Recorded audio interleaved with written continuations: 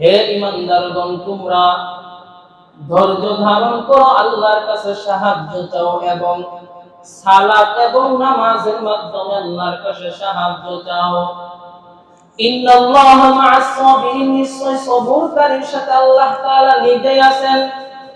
যারা দুনিয়াতে ধৈর্য ধারণ করবে, দুনিয়াতে ধৈর্যের সাথে চলবে, প্রত্যেক কাজের ভিতরে ধৈর্যের পরিচয় দিবে, চাই সেটা দুনিয়ার কাজ হোক, চাই সেটা আখিরাতের কাজ হোক, প্রত্যেক কাজে যারা ধৈর্যের পরিচয় দিবে, আল্লাহ বলে ইন্নাল্লাহা মা'আস সাবিরিন, সবরকারীর সাথে আল্লাহ নিজে আছে। ধৈর্যকারী ব্যক্তির সাথে যদি আল্লাহ নিজে থাকেন, তাহলে তার কোনো চিন্তা আছে? এজন্য দুনিয়াতে যতদিন থাকবেন, যতই মুসিবত আসুক, বিপদ আসুক, বিপদে কোনো সময় অধৈর্য হবেন না, বিপদে কোনো সময় ভেঙে পড়বেন না। আপনার উপর যত মুসিবত আসুক, যত বিপদ আসুক, স্ট্রং হয়ে থাকবেন। বিপদে সবসময় ধৈর্য ধারণ করবেন। শেষ রাতে পারলে 2 রাকাত 4 রাকাত তাহাজ্জুদের নামাজ পড়া, এই কপালটা আল্লাহর কদমে সেজদার ভিতরে গিয়া আল্লাহর কাছে কান্না করবেন। যত বিপদ মুসিবত আসে, অধৈর্য হবেন না। এজন্য আল্লাহ পাক বলেন, বান্দা যখন বিপদ এবং মুসিবত আসবে, আমি আল্লাহর কাছে সাহায্য চাও। ইন্না মা'আল উসরি ইসরা, প্রতিটা কষ্টের সাথে আল্লাহ পাক সুখ রেখেছেন।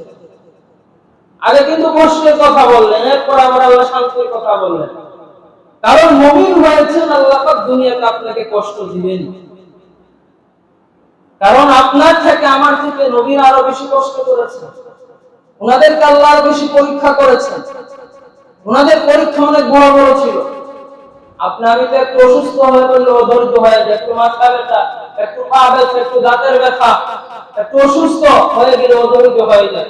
কিন্তু নবীদেরকে আল্লাহ কি পরিমাণ পরীক্ষা করেছেন। এজন্য আল্লাহ বলে, ইন্না মা'আল উসরি ইসরা, কষ্টের সাথে কিন্তু সুখ রয়েছে। কষ্ট করবেন, পরবর্তীতে আপনি হাসবেন।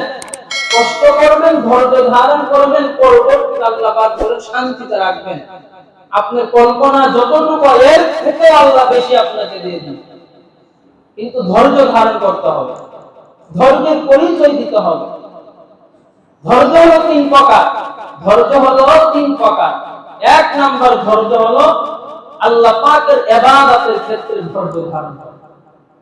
2 নাম্বার ধৈর্য হলো সর্বপ্রকার গুনাহের কাজ থেকে বেঁচে থাকার উপর ধৈর্য ধারণ করা।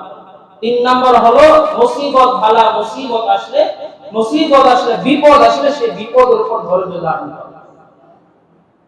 আল্লাহ পাকের ইবাদতের উপর ধৈর্য ধারণ করা। যতই কষ্ট, আমি 5 ওয়াক্ত নামাজ ছাড়ব না। আমার উপর যতই মুসিবত যাক, যতই দুনিয়ার ঝামেলা আসুক, নামাজ ছাড়ব না ইনশাআল্লাহ। এর উপর ধৈর্য ধারণ করা, অটল থাকা।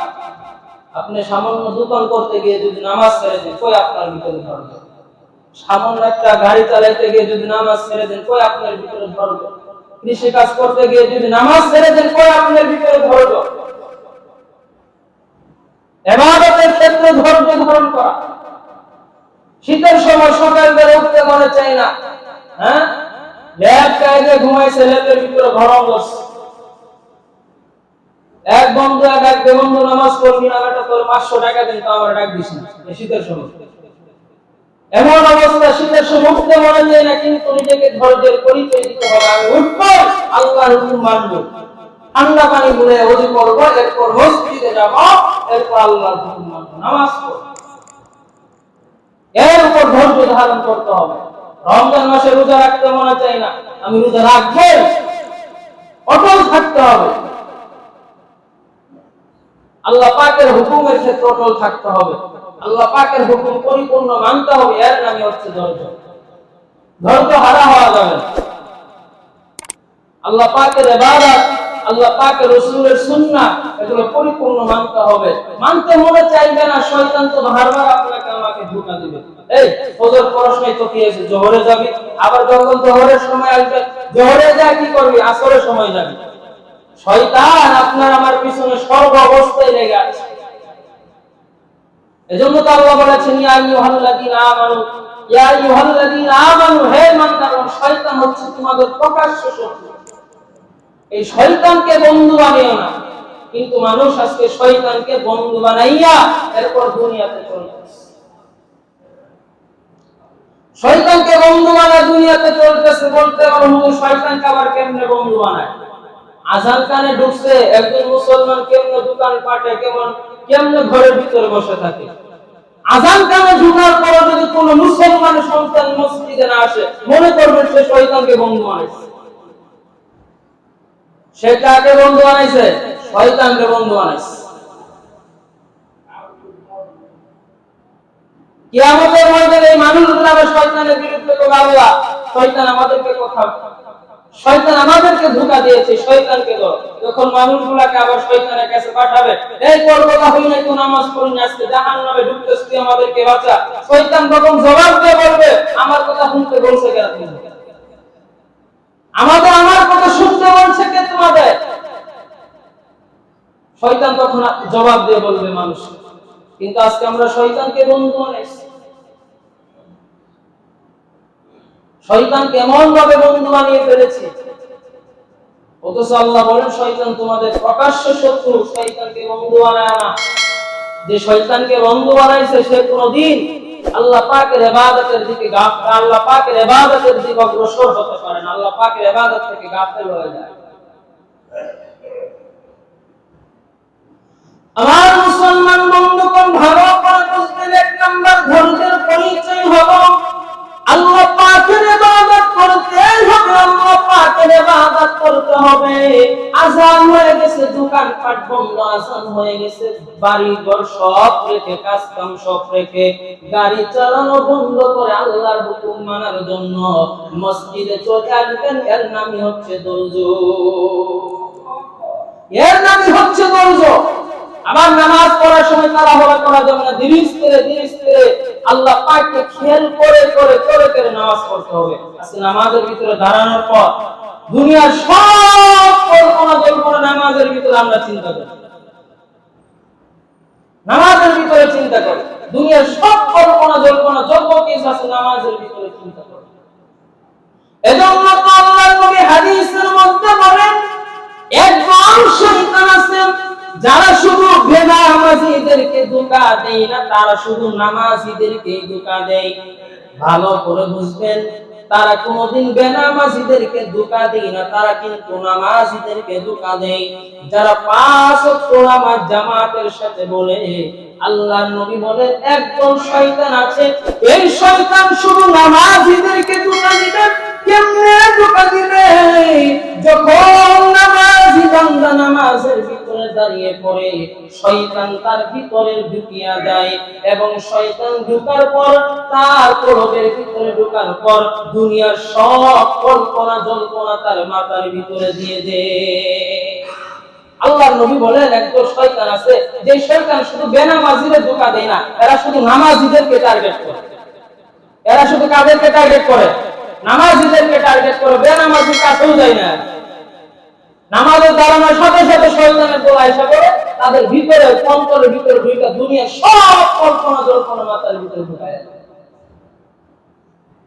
নামাজের ভিতরে দাঁড়ানোর পর দেখবেন একজন বিবির চিন্তা করে, ছেলে সন্তানের চিন্তা করে, দোকানপাটের চিন্তা করে, ব্যবসা বাণিজ্যের চিন্তা করে, ক্ষেত খামারের চিন্তা করে, গাড়ি বাড়ির চিন্তা করে, সব চিন্তা নামাজের ভিতরে চলে আসে। আল্লাহর নবী বলে, উম্মতদের, যখন নামাজের ভিতরে শয়তান তোমাদেরকে খেল দিবে, ওই শয়তানের সাথে জিহাদ করতে থাকো। একবার শয়তানে ধোঁকা দিয়েছে, দ্বিতীয়বার আবার আল্লাহর দিকে খেল নিয়ে যাও। আমি নামাজের ভিতরে দাঁড়িয়ে আছি, আমার আল্লাহ আমার দিকে তাকিয়ে আছে, আমার আল্লাহ আমাকে দেখতেছে। আমি নামাজের ভিতরে দাঁড়িয়ে আছি, আল্লাহ আমার দিকে তাকিয়ে আছে, আল্লাহ আমাকে দেখতেছে।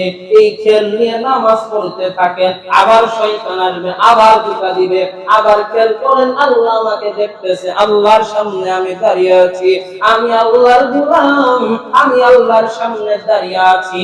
অতএব এই খেল অন্তরে ভার নিয়ে আসেন, শয়তানের সাথে জিহাদ করতে থাকেন। দেখবেন জিহাদ করতে একদিন এই নামাজের ভিতরে আল্লাহর মহব্বত, আল্লাহর ভয় চলে আসবে। এমন নামাজি আল্লাহর কাছে কবুল হয়ে যাবে। শয়তানের সাথে কি করতে হবে? জিহাদ করতে হবে। জিহাদ করতে করতে একবার খেয়াল আসছে দুনিয়া, দূর যা, আল্লাহ আমাকে দেখতেছে না, আল্লাহ তো আমাকে দেখতেছে না, আল্লাহর সামনে দাঁড়াইছে, আবার শয়তান ধোঁকা দিবে, আবার মনে করবে যে আল্লাহ আমাকে দেখবে। এইভাবে জিহাদ করতে করতে দেখবেন এই নামাজ পড়ে আপনি মজা পাবেন, সিজদা দিয়ে মজা পাবেন, রুকু করে মজা পাবেন, কুরআন তেলাওয়াত করতে যাবেন, শয়তান খেল নিয়ে দেবে অন্যদিকে, মনে করবেন আল্লাহ আমাকে দেখতেছে। জিহাদ করতে করতে দেখবেন এই কুরআন তেলাওয়াত করতে করতে একদিন আল্লাহর খেল চলে আসবে। এই কুরআন তেলাওয়াত যখনই করবেন তখনই আপনার মজা লাগবে। কিন্তু আজকে তো ইবাদতের ভিতরে আল্লাহর খেলই নাই, আমাদের ইবাদতের ভিতরে আল্লাহর খেল নাই। এজন্য আল্লাহ নবী হাদিসের মধ্যে বলেন, যখন তোমরা ইবাদত করবা আল্লাহকে দেখে দেখে ইবাদত করো, আল্লাহকে দেখে দেখে ইবাদত করো। যদি এতটুকু সম্ভব না হয়, বান্দা তুমি নামাজের ভিতরে দাঁড়িয়ে এতটুকু মনে করো, যদিও আমি আল্লাহকে দেখি না, আল্লাহ কিন্তু আমার দিক থেকে তাকিয়ে আছে, আল্লাহ কিন্তু আমার দিক থেকে তাকিয়ে আছে, এতটুকু মনে করতে হবে।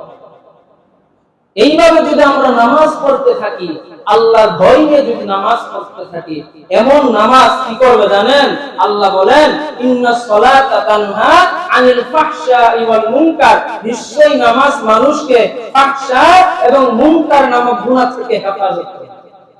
অর্থাৎ একজন ব্যক্তি যদি পরিপূর্ণ সুন্দরভাবে নামাজ আদায় করে, তার দ্বারা কোনোদিন গুনাহের আশা করা যায় না। আল্লাহ পাক কুদরতিভাবে ওই নামাজি ব্যক্তিকে গুনাহ থেকে হেফাজত করে। আল্লাহ তাআলা কোরআনে বলেছেন। এখন নামাজও পড়া আবার সুযোগ হইতেছে, নামাজ পড়ে মিথ্যা বলে, নামাজ পড়ে অন্যের গীবত করে, অন্যের হক নষ্ট করে। কেন? কারণ নামাজটা নামাজের মতো হয় না। আল্লাহ বলছেন নামাজ পড়লে সমস্ত গুনাহ থেকে হেফাজতে থাকতে পারবা।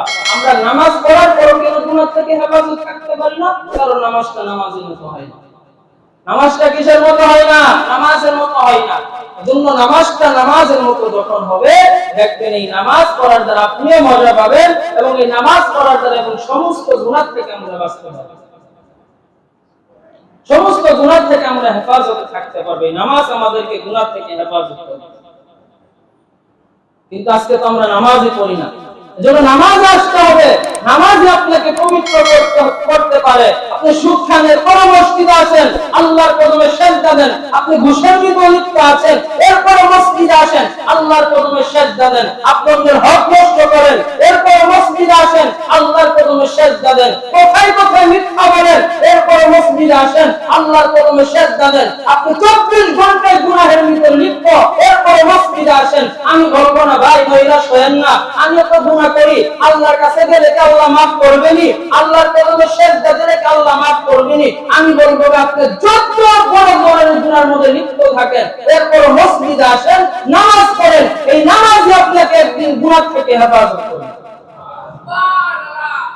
নৈরাশ হওয়ার তো কোনো কারণ নাই।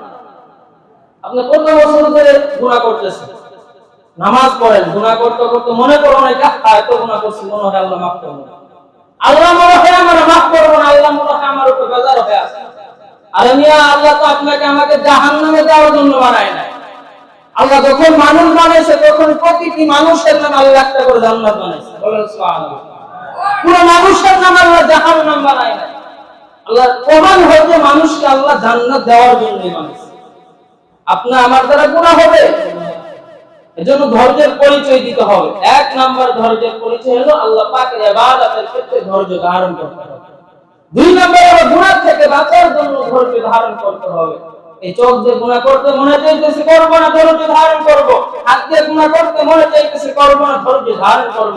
মোবাইলে গুনাহ করতে মনে চাইতেছে করব না, ধৈর্য ধারণ করব। প্রতিটি গুনাহের ক্ষেত্রে ধৈর্য ধারণ করতে হবে। আর 3 নাম্বার ধৈর্যের পরিচয় হলো প্রত্যেকটি মুসিবত বিপদ আপদে ধৈর্য ধারণ করতে হবে। যেটাকে আমরা ধৈর্যের পরিচয় দিয়ে থাকি, ধৈর্যকে মনে করি, এটা 3 নাম্বার ধৈর্যের পরিচয়। প্রত্যেকটি বিপদ আপদে ধৈর্য ধারণ করতে হবে। কারণ মুমিনকে আল্লাহ বিপদ দিবেন, তাদেরকে পরীক্ষা করবেন। আপনার আমার উপর কি বিপদ আসছে, নবীদের উপর কি পরিমাণ বিপদ ছিল। আইয়ুব আলাইহিস সালামকে তো আল্লাহ প্রায় 18 বছর, কোন কোন মুফাসসির বলেছেন কিতাবের মধ্যে রেখেছেন 18 বছর, কেউ বলেছেন 12 বছর পর্যন্ত আইয়ুব নবীর শরীরের ভিতরে এমন রোগ আল্লাহ দিয়েছিল, পোকা খাইতে খাইতে খাইতে পুরো শরীর একদম নষ্ট করে ফেলেছিল। পুরো 18 বছর আইয়ুব নবী এরকম কষ্ট ছিল। একদিন তার বিবি রহিমা ডাক দিয়ে বলে, ও ও স্বামী আমার, আপনি তো আল্লাহর পয়গম্বর, আল্লাহর একটু বলেন না যাতে করে আপনাকে সুস্থ করে দেই। আইয়ুব নবী বলে, তোমার যদি কিছু লাগে বলো, তোমার কথা আল্লাহকে বলি যাতে তোমাকে দেই। আমাকে আল্লাহ অসুস্থ দিয়েছে, আল্লাহ যদি আমাকে অসুস্থ দিয়ে রাখে খুশি হয়, তাহলে আমি আল্লাহর উপরে খুশি, আমি আল্লাহর উপরে খুশি। এইভাবে 18টা বছর আইয়ুব নবী অসুস্থ ভুগছেন। আজকে আমাদের একটু মাথা ব্যথা হলে, পেট ব্যথা হলে, এরপর বিভিন্ন ধরনের অসুখ হলে আমরা অধৈর্য হয়ে যাই, অধৈর্য হয়ে যায়। অধৈর্য হওয়া যাবে না। আল্লাহ বলেছেন, বান্দা তুমি নামাজ পড়ো, ইয়া আইয়ুহাল্লাযীনা আমানু ইসতাঈনু বিস-সাবরি ওয়াস-সালাহ, নামাজ পড়ে আমি আল্লাহর কাছে সাহায্য চাও। আমার নবীজি সাল্লাল্লাহু আলাইহি সাল্লাম যখন কোনো বিপদ আসতো সাথে সাথে নামাজে দাঁড়িয়ে পড়তেন। আমরা কি করি? অসুস্থ হয়ে বসে সাথে সাথে আগে ডাক্তারের কাছে দৌড় দিই, ডাক্তারে আমারে বাঁচাইছে। হ্যাঁ, সন্তান হয় না, এই গিয়ে দৌড়ে বাজারে। বিভিন্ন ধরনের সমস্যা, টাকা পয়সার দরকার, নিয়ে বিবাহ দিতে পারতেছে না, ছেলের চাকরির ব্যবস্থা করতে পারছে না, টাকার জন্য গিয়ে তুই এই মানুষের আগে ভাই বিপদ আছে, 2 রাকাত নামাজ পড়েন না, 2 রাকাত নামাজ পড়ে আল্লাহর কাছে সাহায্য চান, এরপর আল্লাহ তাআলা ব্যবস্থা করবে। এরপর না, আগে 2 রাকাত নামাজ পড়ে আল্লাহর কাছে সাহায্য চাইতে হবে। আইয়ুব আলাইহিস সালাম এত কষ্ট করেছেন, এরপর 18টা বছর পর আল্লাহ তাআলা তার শরীরকে সুস্থ বানিয়ে দিয়েছে। যখন আইয়ুব আলাইহিস সালামের তো পুরো শরীর খেয়ে ফেলেছিল পোকা, জবানটা শুধু ভালো ছিল, এই জবান দিয়ে আল্লাহকে ডাকতো, আল্লাহ আল্লাহ করতো। এক সময় দেখা গেল জবানের ভিতরে আল্লাহ পোকা দিয়ে দিল। আইয়ুব নবী বলে, আল্লাহ 18টা বছর তুমি আমার শরীর অসুস্থ দিয়েছো, একটা বারের জন্য তোমাকে বলি না আল্লাহ আমার তুমি সুস্থ করে দাও, কিন্তু জবানটা বড় ভালো ছিল, এই জবান দিয়ে তোমার ডাকছি, তোমার নামে জিকির করছি, আজকে জবানটার ভিতরে তুমি পোকা দিয়ে দিলা। এই কথাটা আল্লাহর বড় পছন্দ হয়ে গেছে। সামনেই ছিল কুয়া, আল্লাহ বলে, আইয়ুব এই কুয়ার মধ্যে গিয়ে গোসল করো। গোসল করার সাথে সাথে আইয়ুব নবী পুরো শরীরটা ভালো হয়ে গেছে। সুবহানাল্লাহ। 18 বছর অসুস্থ হয়েছে, 18টা বছর। এজন্য ধৈর্যের পরিচয় দিতে হবে, ধৈর্যের পরিচয় দিতে হবে। যখন অসুস্থ ভালো হয়ে গেছে, উপর থেকে আল্লাহ তাআলা স্বর্ণ ফেলাইতেছে, বিভিন্ন স্বর্ণের টাকা ফেলাইতেছে। আইয়ুব নবী গোসল শেষ করে এগুলা লঙ্গির ভিতরে তুলতেছে। আল্লাহ বলে, আইয়ুব এগুলা তুমি নিতেছো কেন? আইয়ুব নবী জবাব দিয়ে বলে, আল্লাহ 18টা বছর তুমি অসুস্থর মধ্যে রাখছো, আমি তো কিছু বলি নাই, আজকে তুমি দিবা আর আমি নিব, আজকে তুমি দিতে থাকবে আর আমি নিতে থাকবো। এজন্য ধৈর্যের পরিচয় দিতে হবে। ধৈর্য ধারণ করতে থাকেন, বিপদ আপদে মুসিবতে ধৈর্য ধারণ করতে থাকেন, শেষ হাসিটা আপনি হাসবেন ইনশাআল্লাহ। ধৈর্যের অনেক পরিচয় দেন, ধৈর্যের পরিচয় নেন, প্রতিটা কাজেই ধৈর্যের পরিচয় দেন। চাই সেটা দুনিয়ার কাজ হোক, চাই সেটা আখিরাতের কাজ হোক, ইনশাআল্লাহ পারবেন ইনশাআল্লাহ। আল্লাহ পাক আমাদেরকে ধৈর্যের সাথে থাকার তৌফিক দান করুন। সকলে বলুন আমিন। যারা সুন্নাত করে নাই, সুন্নাত করেন ইনশাআল্লাহ।